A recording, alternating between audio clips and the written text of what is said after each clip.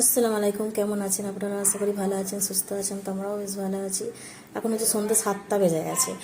আর যাই হোক, সন্ধ্যে বলতে লেট। আসর বেলায় ভাবছিলাম যাব, কিন্তু লেট হয়ে গেলে ভাবলাম তাহলে নমাজটা পরেই বেরোই।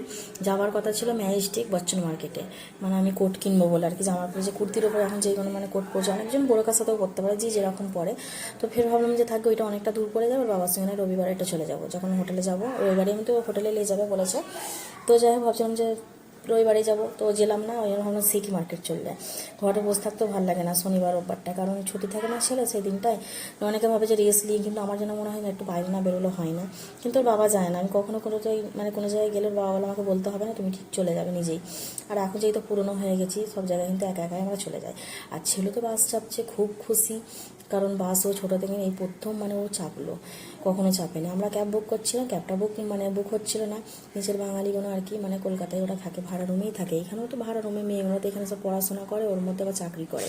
চারজন, একজন তো স্কুলের টিচার, একজন নার্স, আর দুজন হোটেলে মানে চাকরি করে। তো যাই হোক, ওরা অনেকই শিক্ষিত, কিন্তু ওরা বিহারি। বাঙালি হয়তো এখন বাঙালির সঙ্গে ওটা ভাষা করে করে বাংলা কথা শিখে গেছে, পুরো বাঙালির মতনই হয়ে গেছে। আর যাকে আমাদের সঙ্গে খুব খাতির বাতির আমাদের বাঙালিরা। আমরা যে কটা এখানে বিল্ডিংয়ে সবাই আছি না, এত মানে জাত মানে আছি, যে বললাম না, আগেই বলেছিলাম, কানাডা, তামিল, মারোয়ারি, বিহারি, সব মানুষ মানে সবাই মিলেমিশে আমরা থাকি। খুব ভালো একে অপরকে সাপোর্ট করা হয়। কারণ কোনো কিছু হলে না ছুটে আসে। ধরো আমার কোনো কিছু জান খারাপ হলো, যে আমি এত কিছু করতে পারছি না, এসে দেখে যে কী করছি না করছি, সব ভালো। মানে একটা বাঙালিকে সাথ মানে দেয়, তাই না?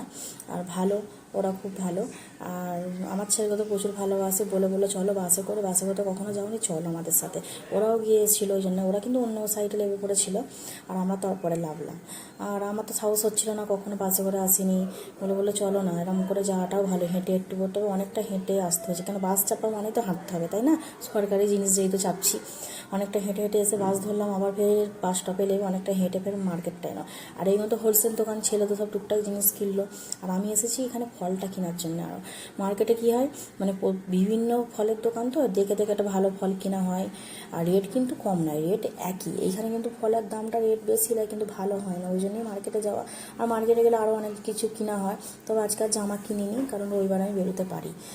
যাই হোক, আর এইগুলো তো সব ছেলেই কেনাকাটা করেছে। আর ফলগুলো তো সবটা তো কেনার সময় শেয়ার করা হয় না।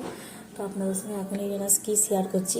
কেবি ফলটা 160 টাকা ছিল ডাব্বা, এখন আবার 200 টাকা হয়ে গেছে। রেট প্রচুর বাড়ছে, আর এখন অফ সিজন তো ওই জন্য অনেকটাই আর এই লেবুটা 200 টাকা কিলো। আমি ভাবলাম যে থাক, কম কম করে নিই। আর আমরা বেশিরভাগ কিন্তু লেবুটাই খাই, বেদানা আপেলটা তো একদমই কেউ খায় না, আর আমি তো খাই না।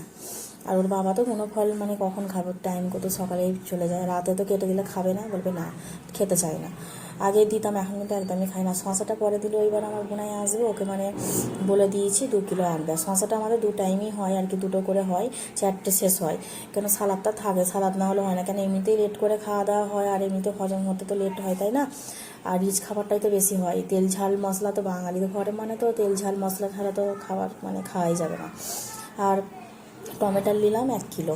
টমেটো খাওয়াটা আমার টুকটাক মানে কম কম আছে বলে ভাবলাম নিয়েই নিই, সে তো বলতে হবে ওর বাবাকে।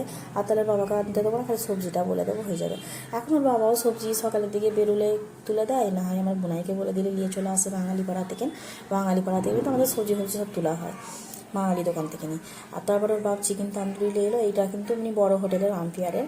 এমনি তান্দুরি যেগুলো আনে মার্কেট থেকে, অনেকবারই আপনাদের সঙ্গে শেয়ার করেছি, কিন্তু ওইগুলো তেলে মানে ভাজা, ওইগুলো তো উপকার নাই, এগুলো প্রচুর উপকার।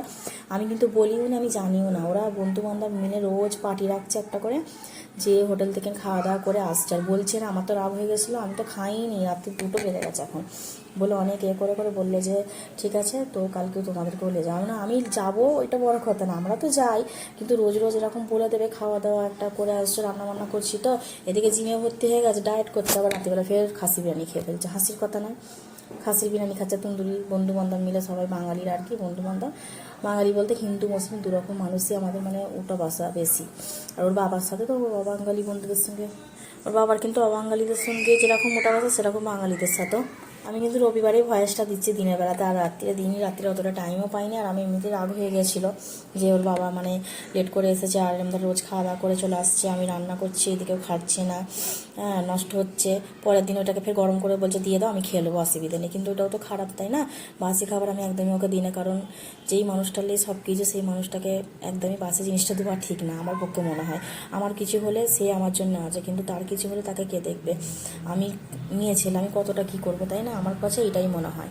আমি ওকে দিই না একদমই, বলছি না আমি খেয়ে নেবো, আমার অসুবিধা নেই, আমার অভ্যাস আছে, আমরা তো সুনান নাইরের ছেলে, আমরা অনেক কষ্ট করি, তারপরে না এই জায়গায় এসেছি। আমি বলি না কষ্ট তো এখন করেছো ঠিক আছে, এখন হোটেলের খাবার খেয়েছো পচা পেঁচ করে ঠিক আছে, কিন্তু এখন তো ফ্যামিলি আছে, তো এখন কেন আমি উল্টোপাল্টা খাওয়াবো?